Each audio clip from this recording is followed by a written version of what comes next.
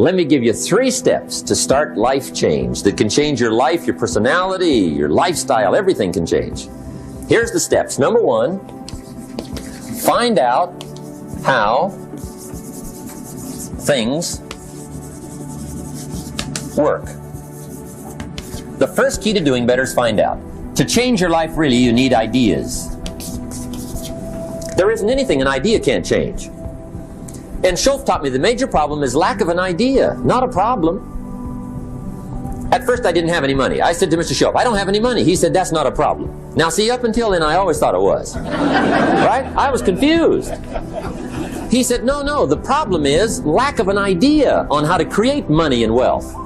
It isn't lack of money, it's lack of ideas. So if you get the ideas, see, you can change anything. Now to get ideas, you need a constant study of finding out.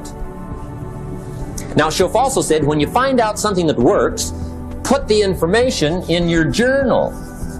Don't use your head for a filing cabinet. Put it in your journal so that you can do the next best thing. Repetition, repetition, repetition. Go over it.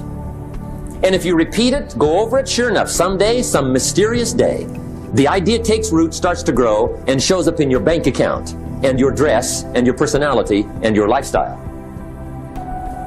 But capture the ideas in your journal. Find out how things work. Schoaf gave me this word for my life change. He said, study. Great word. If you wish to be successful, study success. If you wish to be happy, study happiness. If you wish to be wealthy, study wealth. Don't leave it to chance. Make it a study. Some people just go through the day with their fingers crossed. See, that won't do it. You've got to study the things that can change your economic, social, spiritual, personal life. Now, here's a qualifying phrase.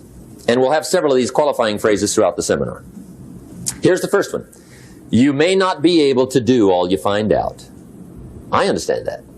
You may not be able to do all you find out, but you should find out all you can do. See, you don't want to wind up at the end of your life and discover that you've lived only 1/10 of it.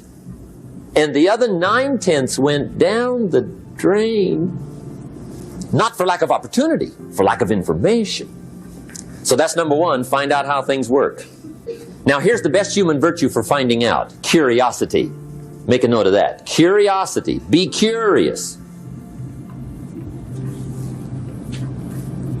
You might add a word to it that'll help. Childish curiosity.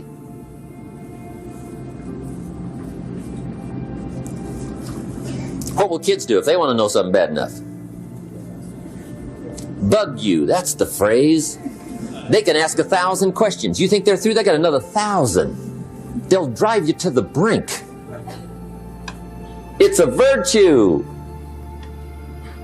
When you gotta know, be like a child. In fact, Jesus, the master teacher, said, unless you can become like little children, you might as well forget it. You don't have a prayer. Excellent advice. You gotta be like children. 4 ways, in my opinion, to be like a child. Number 1 is curiosity, and number 2 is excitement. Get excited like a child over your ability to make yourself do anything for change. 3rd is faith. Have faith like a child. Adults are too skeptical. And 4th is trust. Trust is a childish virtue, but the rewards are incredible. Now here's the 2nd step to personal development.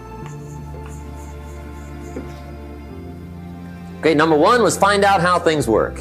Here's number 2. Go to work.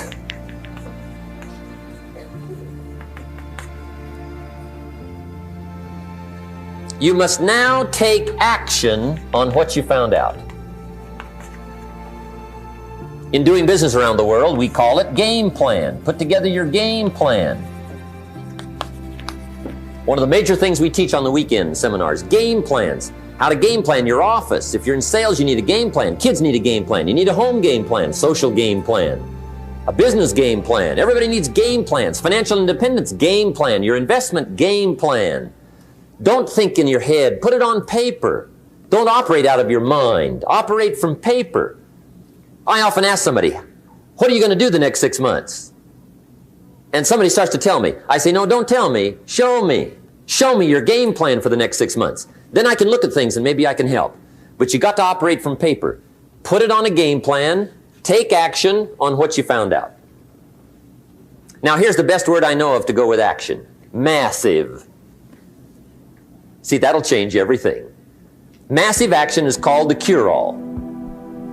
If you're going to make calls, make a few thousand. If you're going to make contacts, make a few thousand. If you're going to knock on doors, knock on a few thousand. See, that'll change everything. Here's the language of the poor. I'll try it a time or two and see what happens. It's the way poor people talk.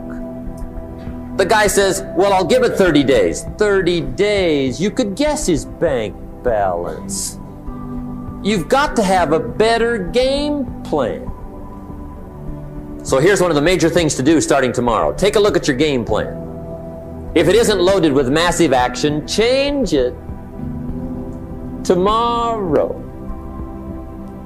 Action. The formula really works like this. Pick up a good idea, take heavy action. Pick up a couple of good ideas, take heavy action. That's the formula for success. Heavy action.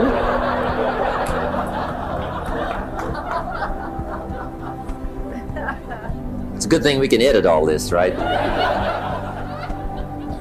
The formula for success, take heavy action on a good idea, right? That's the ratio. Now here's the key. Don't wait till you've learned 2,000 or 3,000 things. Because that way you'll use up all the time. And you could wind up smart and broke. And hey, it's okay to be dumb and broke. But if a guy's smart and broke, that's pitiful. Don't let your learning lead to knowledge. You'll become a fool. Let your learning lead to action. You can become wealthy.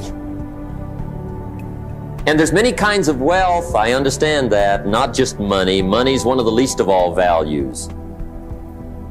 I know some people with a lot of money that are very poor. Evita sings, as for fortune and as for fame, they are illusions. They're not the solutions they promised to be. So there's all kinds of wealth, but to get a big share coming your way, you've got to have a heavy action game plan. Now here's the third step to personal development, and we'll wrap up personal development. Step number 3, it's just a little caution, and all through life we need little cautions. This one simply says, don't try to beat the system. Find out how it works, work it, but don't try to beat it. Some people learn just enough to start slicing it, shading it, thinning it, cutting corners, and looking for cheap answers. See, don't fall for that. You'll wind up with a cheap life. Find out how it works best and do it that way. Even though it seems to take a little longer, do it right. Don't compromise with right. Now, under this step, here's another key. Be a quick learner. Don't let it take long to teach you. Learn quicker. One guy said he broke his nose 7 times in the same place. Somebody says, looks like you'd stay out of that place. Learn quicker. Now the third point here is don't be stubborn. See, some people won't change even when a better way comes. They say, well, I've been doing it this way 30 years. Hey, be ready for change. If it's a better way, go for it. But don't try to beat it. Or you'll be like the guy that went to Las Vegas. He didn't have much money. So he didn't want to risk his money gambling, but he gets to Las Vegas and the jackpot bells are ringing, the money's flowing, the lights are flashing, and he can't help himself. He's got to gamble. But instead of gambling with his cash, he decides to play the mental gambling game. And the brilliant scheme he worked out goes like this. He'd pick a number like number 3. Mentally, he would bet a certain amount of money on the number. And whether it won or lost, he would jot down that amount in his little pad. I would have won $5 if I'd have made that bet. Just keep track of it, win or lose. That way, come midnight, he can calculate how he's doing, win or loser, how much, only not his money. Keep his money. Just play this mental gambling game. So here he is around the gambling table, everybody else shelling out their hard-earned cash. He's got this brilliant scheme. Instead of betting with his money, he's betting with his mind, and he lost his mind.